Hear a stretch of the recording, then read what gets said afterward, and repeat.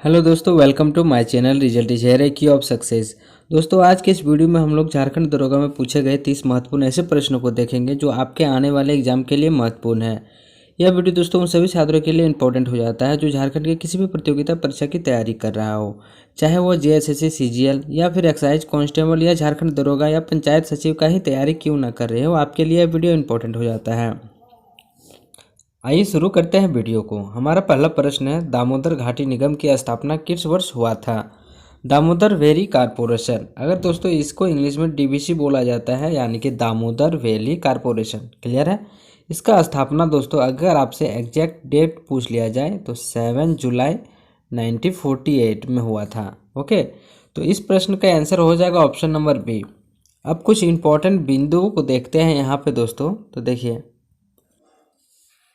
आइए दोस्तों डीवीसी के बारे में कुछ इंपॉर्टेंट पॉइंट्स को देखते हैं। अगर आपसे हेडक्वार्टर पूछ लिया जाए दोस्तों तो ये हमारा कोलकाता है। ठीक है, हेडक्वार्टर दोस्तों कोलकाता हो गया। ये दोस्तों 4 डैम इस योजना के अंतर्गत बनाया गया था। डीवीसी दोस्तों झारखंड में 4 डैम बनाया है। पहला दोस्तों देखिए, एक हो गया हमारा मैथन डैम जो कि धनबाद में स्थित है, आपको पता है। ठीक है, दूसरा दोस्तों तिलैया। ये दोनों डैम जो है दोस्तों हमारा बराकर नदी पर बना है। ये भी आप याद रखिए कि दोनों नदी जो है वो बराकर नदी पर बना है। तीसरा हो गया एक पंचेत। ये हमारा दोस्तों दामोदर नदी पर बना है। साथ ही साथ दोस्तों आप ये भी याद रखिए कि कौन सा डैम जो है वह किस नदी पर बना है। चौथा हो गया हमारा कोनार। ये दोस्तों हमारा कोनार नदी पर बना हुआ है। ओके, देखिए डीवीसी के अंतर्गत टोटल 4 डैम का निर्माण हुआ है। पहला हमारा मैथन, दूसरा तिलैया, ये तीसरा नंबर पे और ये चौथा नंबर पे। ये जो मैथन और तिलैया है यह बराकर नदी पर बना हुआ है। पंचेत हमारा दामोदर नदी पर बना हुआ है और कोनार हमारा कोनार नदी पर बना हुआ है। डीवीसी के बारे में इतने सारे पॉइंट्स को आप याद कर लिए। स्थापना जैसे कि हमने बताया है 7 जुलाई 1948, ये इससे स्थापना हो गया दोस्तों। क्लियर है? चलिए अब हम अगले प्रश्न की ओर हम बढ़ते हैं।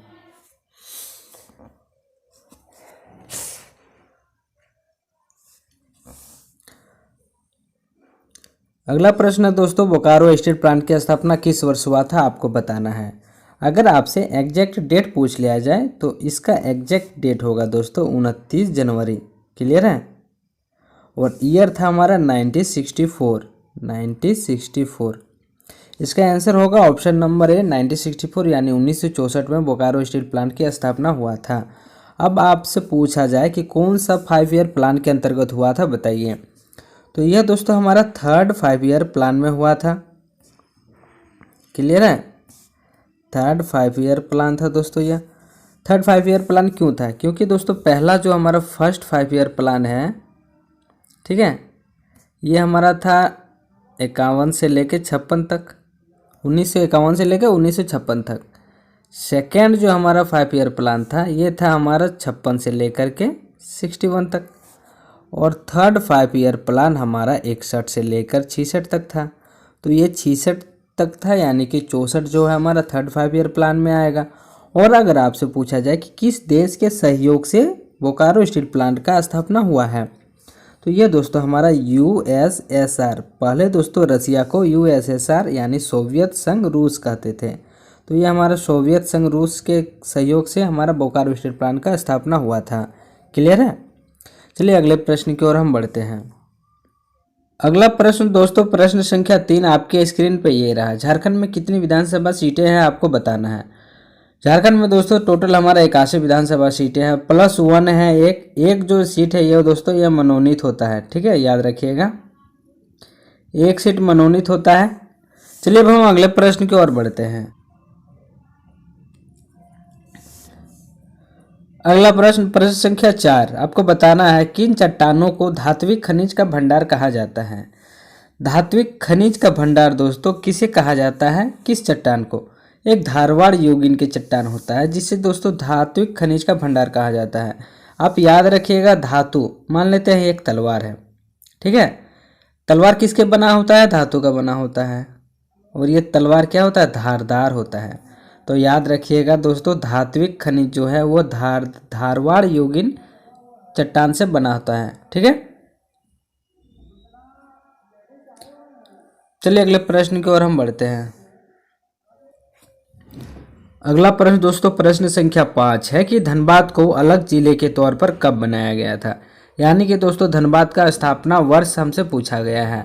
तो बात करें अगर धनबाद का, तो दोस्तों यह हमारा 24 अक्टूबर 1956 को इसका स्थापना हुआ था। तो इसका आंसर हो जाएगा दोस्तों 1956। ओके, कब हुआ था? 24 अक्टूबर 1956। अगला प्रश्न दोस्तों प्रश्न संख्या 6, आपको बताना है हुंड्रू फॉल से निम्न में से कौन सी नदी गिरती है।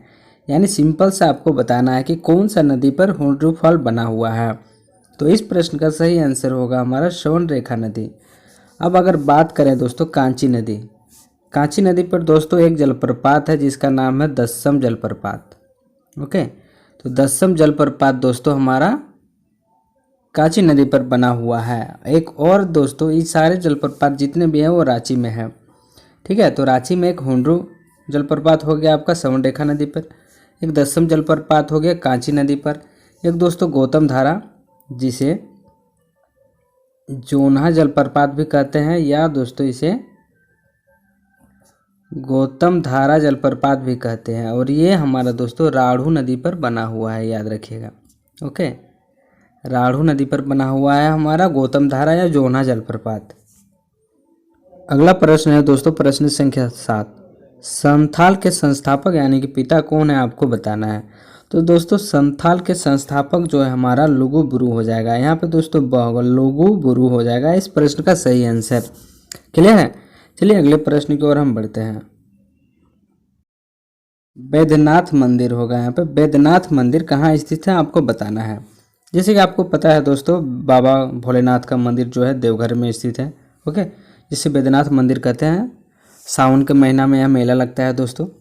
ओके, चलिए अगले देखिए, अब कुछ हम यहाँ पे इम्पोर्टेंट मंदिर के बारे में हम डिस्कस कर लेते हैं। कुछ इम्पोर्टेंट मंदिर है दोस्तों जो आप लोग को जानना बहुत ज़रूरी है। जैसे कि यहाँ पे दोस्तों पहला आप लोग देख रहे हैं टांगीनाथ मंदिर, तो ये हमारा कहाँ स्थित है? गुमला में स्थित है।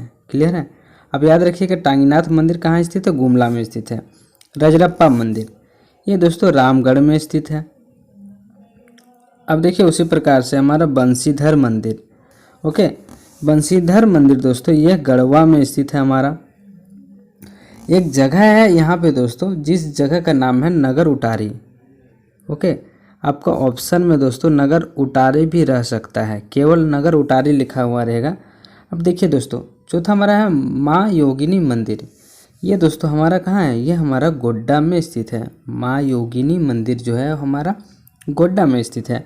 और बात करें यहाँ पे दोस्तों भद्रकाली मंदिर, तो आपको पता है ये हमारे चतरा में है।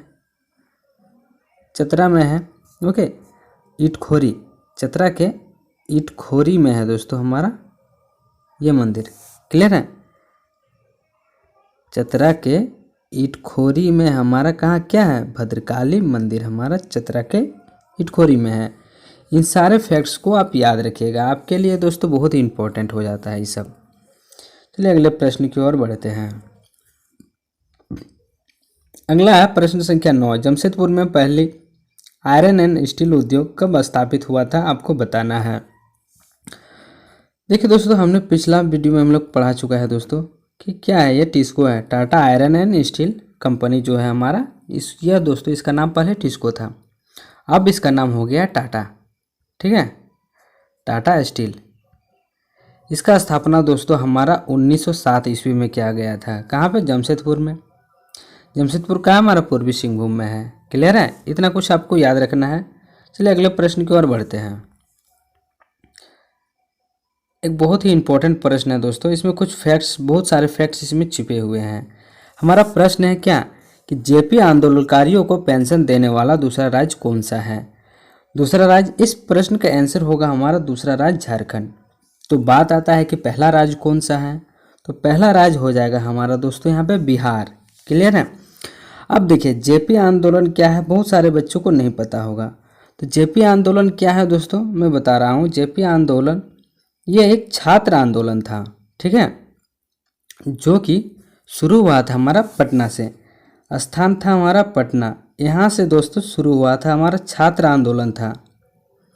सारे छात्रों ने दोस्तों मिल करके जो हमारा उस समय का जो राज्यपाल है, ओके, बिहार का जो राज्यपाल है दोस्तों, वो हमारा था आर डी, उसका नाम था भंडारे, आर.डी. भंडारे। ठीक है, ये जो राज्यपाल थे इसको घेरने का प्लान किया था पटना के छात्रों ने। और जब ये दोस्तों विधानसभा जा रहे थे, विधानमंडल जब ये जा रहे थे आर.डी. भंडारे जी, तो छात्रों ने इसे घेर लिया और आंदोलन शुरू कर दिया। उस टाइम क्या हुआ दोस्तों, वहाँ के जो प्रशासन थे उन्होंने लाठीचार्ज किया, आंसू गैस छोड़े और गोलियां भी चलाई, जिसके कारण बहुत सारे छात्र दोस्तों मारे गए, जख्मी हो गए। तो बाद में क्या हुआ, जो हमारा जेपी आंदोलन, जैसे कि नाम से पता चल रहा है दोस्तों, जेपी आंदोलन, ठीक है, तो नाम है जय प्रकाश, इसी के नाम से यह आंदोलन पड़ा। ये जो है ये जयप्रकाश जी हैं, इन्होंने बाद में इस आंदोलन का नेतृत्व किया और इसका नाम जेपी आंदोलन पड़ गया। क्लियर है। और यह आंदोलन इतना उग्र हुआ, इसमें लाखों की संख्या में लोगों ने भाग लिया, और जिससे कि दोस्तों जो वर्तमान प्रधानमंत्री थे उस समय का, वह इंदिरा गांधी जी थे। इंदिरा गांधी जी का सत्ता दोस्तों हिल गया था, और जिसके कारण बहुत सारे विद्रोह हुआ, और दोस्तों उसके दबाने के लिए आपातकाल की घोषणा तक भी कर दिया था इंदिरा गांधी जी ने। ओके, इमरजेंसी लगा दिया था, जिसके कारण बहुत सारे रोजी रोजगार, बहुत सारे अकाल पड़ गया था, एक तरह से ऐसा समझिए। क्लियर है। तो यह जेपी आंदोलन आपको याद रखना है दोस्तों। इस और उस समय का जो हमारा राज्यपाल थे वो आर.डी. भंडारी जी थे, और उसी को रोकने के लिए छात्र ने आंदोलन किया। बाद में जयप्रकाश नारायण ने इस आंदोलन का नेतृत्व किया। और दोस्तों साथ ही साथ जयप्रकाश ने दोस्तों यह बताया कि कोई भी अगर आंदोलन में शामिल होना चाहता है तो वो किसी भी राजनीतिक दल का नहीं होना चाहिए। तो इससे क्या हुआ, बहुत सारे छात्र अपने जो पार्टी था, जो कांग्रेस पार्टी का यूनियन लीडर जो भी था, उस सब को छोड़ करके इस आंदोलन में शामिल हो गया था। क्लियर है। चलिए इतना ही कुछ। अब चलिए अगले प्रश्न की ओर हम बढ़ते हैं।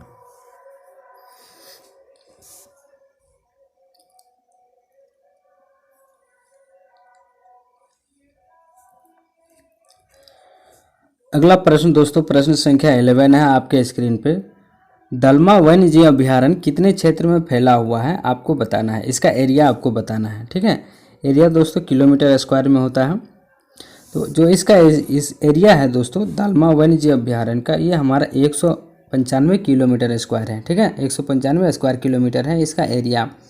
अब आपसे पूछ लिया जाए कि इसका स्थापना कब हुआ था और कहाँ हुआ था, कहाँ पर है, तो दलमा वन्य जीव अभ्यारण्य जो है दोस्तों ये हमारा पूर्वी सिंहभूम में है। ओके, ये दोस्तों पूर्वी सिंहभूम में है, याद रखिएगा। और इसका स्थापना दोस्तों 1975 ईस्वी में हुआ था। दलमा वन्य जीव अभ्यारण्य के बारे में इतने सारे फैक्ट्स को आपको याद रखना है। अगला प्रश्न है प्रश्न संख्या 12। आपको बताना है कि दोस्तों झारखंड के प्रथम मुख्य न्यायाधीश कौन थे। झारखंड के मुख्य न्यायाधीश कौन थे ये आपको बताना है। बहुत ही इंपॉर्टेंट प्रश्न हो जाता है दोस्तों। साथ ही साथ आपको यह भी बताना है कि वर्तमान में कौन है। ओके, जल्दी से बताइए दोस्तों कि झारखंड के वर्तमान का मुख्य न्यायाधीश कौन है और कितने नंबर का है। ठीक, तो जो पहले न्यायाधीश थे, मुख्य न्यायाधीश, वो हमारा विनोद कुमार गुप्ता जी थे। और वर्तमान में जो हमारा न्यायाधीश है वो हमारा दोस्तों डॉक्टर रवि रंजन है। और ये कितने नंबर का है दोस्तों, ये हमारा 13वें नंबर का है। याद रखिएगा, ये 13वें नंबर का हमारा न्यायाधीश है। ठीक है, मतलब कि झारखंड का मुख्य न्यायाधीश अभी जो है वो डॉक्टर रवि रंजन है और 13वें नंबर का है। क्लियर। चलिए अगले प्रश्न की ओर बढ़ते हैं। आप प्रश्न संख्या 13 आपको बताना है कोडरमा हजारीबाग औद्योगिक क्षेत्र किस खनिज के लिए प्रसिद्ध है। कोडरमा और हजारीबाग, जैसे आपको पता है कि कोडरमा जो है हमारा अभ्रक के लिए। छोटा सा आसान सा प्रश्न है दोस्तों। चलिए अगले प्रश्न की ओर बढ़ते हैं।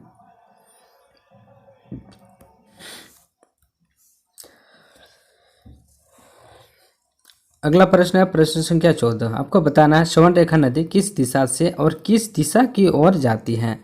तो यहाँ पे बात हो रहा है श्रवण रेखा नदी। देखिए, अगर हम इसको दोस्तों मानते हैं कि ये झारखंड का मान लेते हैं मैप है। क्लियर है। यहाँ पे है दोस्तों रांची, रांची का नगरी, यहाँ से निकलता है स्वर्णरेखा नदी और जाता है हमारा इधर, ठीक है। तो अगर इधर हम दोस्तों, उत्तर हो गया दोस्तों, इधर इधर दक्षिण, इधर पूरब, इधर पश्चिम।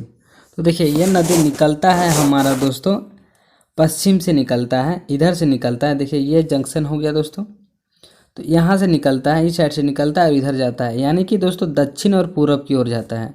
तो देखिए प्रश्न संख्या डी हो जाएगा ऑप्शन इसका हमारा, कि ये पश्चिम से निकलता है और दक्षिण पूरब की ओर, ये दक्षिण हो गया, ये पूरब हो गया, दक्षिण पूरब की ओर जाता है। क्लियर है? तो इस तरह से आप समझेंगे दोस्तों, तो आपको समझने में आसानी होगा। चलिए अगले प्रश्न की ओर हम बढ़ते हैं। अगला प्रश्न है प्रश्न संख्या 15। झारखंड में पहली बार राष्ट्रपति शासन किस वर्ष में लागू हुआ था? देखिए ये एक बहुत ही इम्पोर्टेंट प्रश्न हो जाता है कि झारखंड में जो हमारा राष्ट्रपति शासन है वो कितनी बार लागू हुआ और कौन कौन से साल में लागू हुआ। तो आपको इतने सारे पॉइंट्स आपको याद रखना होगा। जो पहली बार हमारा है दोस्तों, ये हमारा 2009 में लागू हुआ, उसके बाद हमारा 2010 में लागू हुआ, फिर हमारा जाके 2013 में लागू हुआ, यानी कि टोटल 3 बार हमारा राष्ट्रपति शासन लागू हुआ, 2009 में, 10 में और 13 में। तो इस हिसाब से इस प्रश्न का ऑप्शन हो जाएगा ए, ऑप्शन ए हो जाएगा। जनवरी 2009 में पहली बार राष्ट्रपति शासन झारखंड में लागू हुआ था और टोटल 3 बार लागू हुआ है। क्लियर है? अगला प्रश्न है प्रश्न संख्या 16। झारखंड के राजभवन के आर्किटेक्ट कौन थे? यानी कि जो वास्तुकार जो है वो झारखंड राजभवन के वास्तुकार कौन है, यानी कौन वास्तुकार है जिसके आदेश पर झारखंड का राजभवन निर्माण हुआ था। उसका स्ट्रक्चर दोस्तों इन्होंने तैयार किया था, नाम था दोस्तों सदालो बेयड। ओके, तो इसका ऑप्शन नंबर ए हो जाएगा करेक्ट आंसर। अगला प्रश्न है प्रश्न संख्या 17। झारखंड के निम्नलिखित जिलों में से बॉक्साइट प्रचुर मात्रा में कहाँ पाया जाता है? बॉक्साइट किसका अयस्क है? एल्युमिनियम का अयस्क है। और एल्युमिनियम कहाँ पाया जाता है दोस्तों? ये हमारा गुमला लोहरदगा साइड में पाया जाता है। तो इस प्रश्न का आंसर होगा option number D, Lohardaga. Gumla भी होता दोस्तों, अगर इसका आंसर गुमला भी होता, अगर ऑप्शन में गुमला रहता तो। क्लियर है? तो लोहरदगा और गुमला इन सारे एरियाज में पाए जाते हैं हमारा बॉक्साइट यानी कि एल्युमिनियम।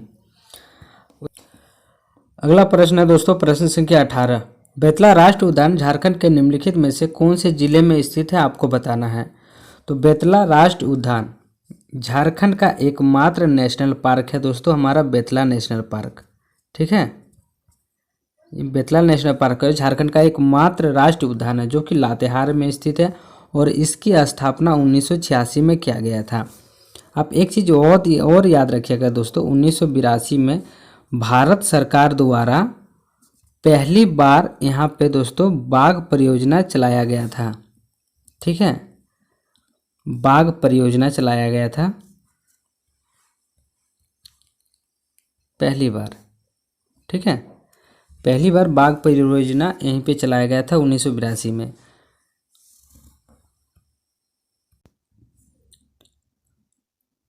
उन्नीसवां नंबर का प्रश्न है दोस्तों, झारखंड धाम किस जिले में स्थित है? यह प्रश्न संख्या 19 है। आपको बताना है झारखंड धाम कहाँ पे स्थित है। इसका आंसर होगा option number C, Giridih. Jharkhand Dham दोस्तों गिरिडीह में स्थित है। क्लियर है? अगले प्रश्न की ओर हम बढ़ते हैं। अगला प्रश्न हमारा दोस्तों दालमा वन्य जीव अभ्यारण्य का उद्घाटन वर्ष आपको बताना है। दालमा वन्य जीव अभ्यारण्य का उद्घाटन किस वर्ष हुआ था?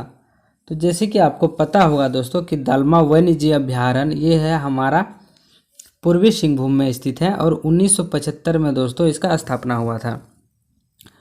स्थापना वर्ष हमसे पूछा गया है 1975 और ये हमारा दोस्तों पूर्वी सिंहभूम में स्थित है। आप ये याद रखिएगा,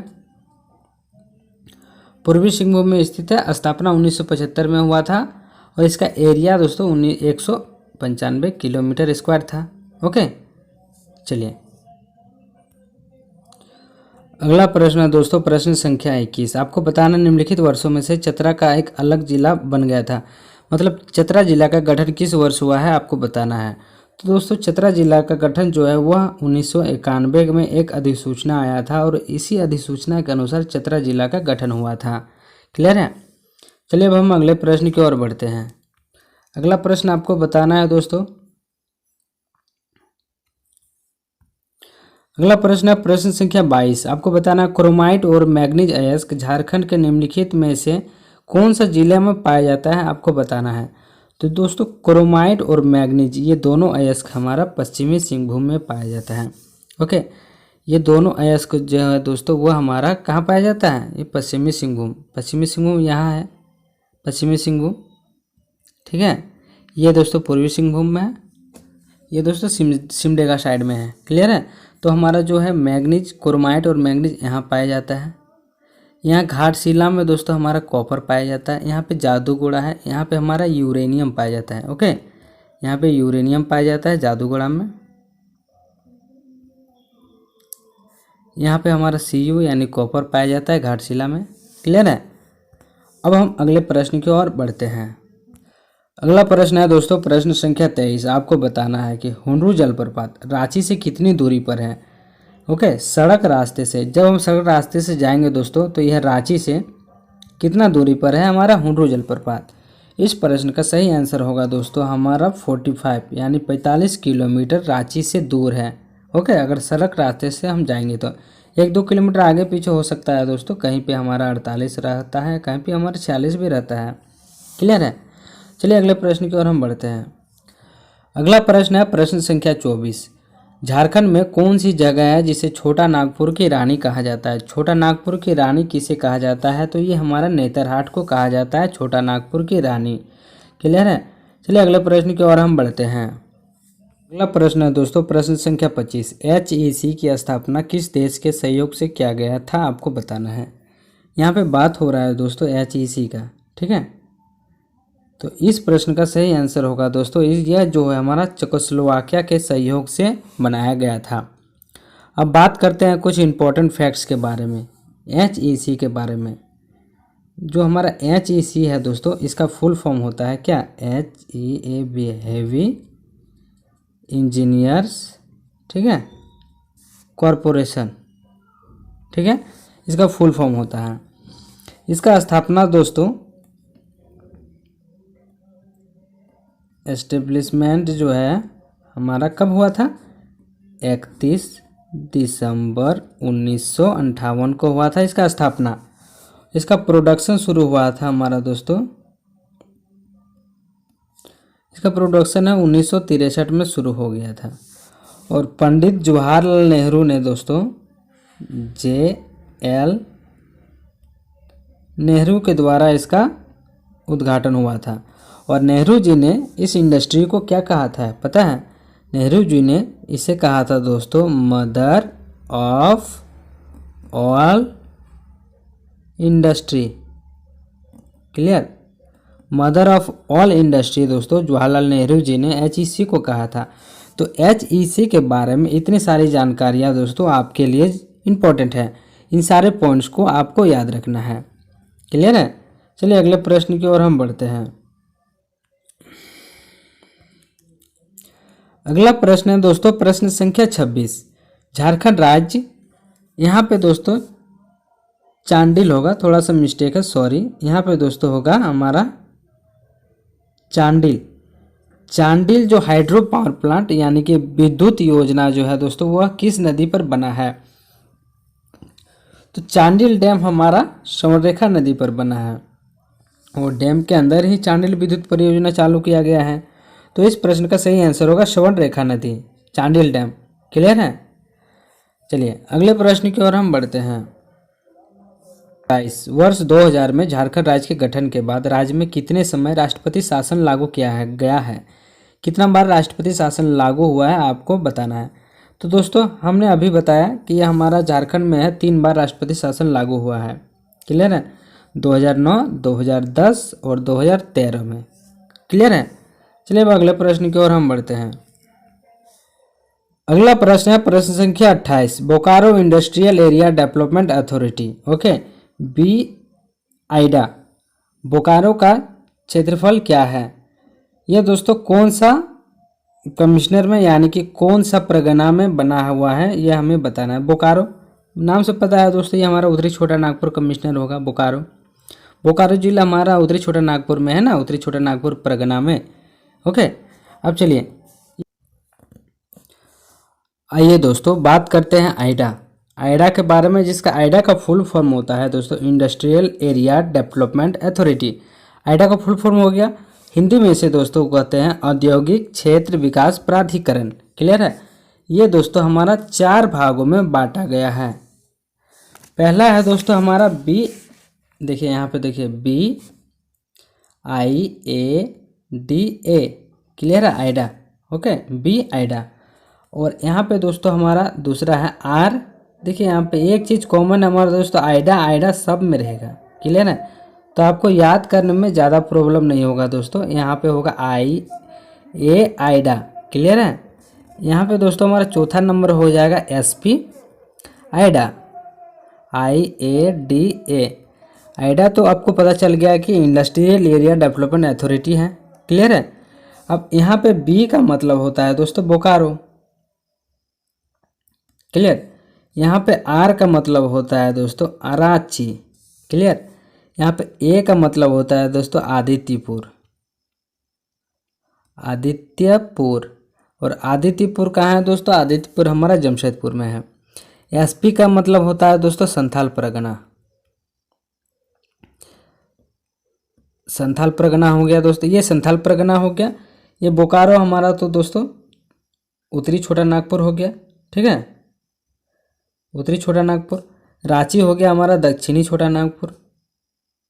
ठीक है, दक्षिणी छोटा नागपुर परगना हो गया रांची।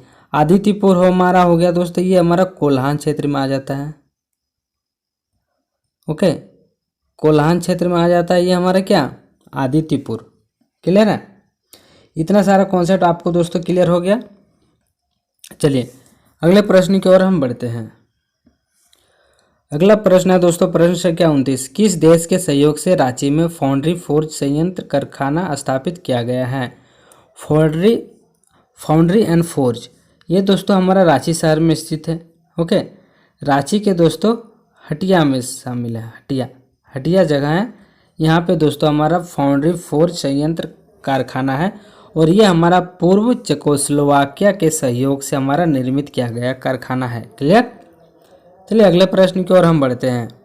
दोस्तों प्रश्न संख्या 31। आपको बताना है भारत में कौन सा राज्य गैर कोकिंग कोल का एकमात्र उत्पादक देश है? तो देखिए अगर कोकिंग कोल का जहां बात आता है दोस्तों, तो सिर्फ ये हमारा झारखंड ही एक ऐसा राज्य है जहां पर हमारा कोकिंग कोल मिलता है सबसे अधिक मात्रा में। ओके, यानी कोकिंग कोल का बात जब भी आए तो इसका आंसर होगा झारखंड। झारखंड में एकमात्र ऐसा राज्य है जहां पर कोकिंग कोल उपलब्ध है। क्लियर है, पहला स्थान हमारा झारखंड का है। तो इस प्रश्न का सही आंसर होगा दोस्तों option number C, correct. Clear है। अगर दोस्तों यह वीडियो आप सभी को अच्छा लगा होगा तो कृपया चैनल को सब्सक्राइब कर ले ताकि हमारे अगले वीडियो का नोटिफिकेशन आप तक पहुंच सके। धन्यवाद।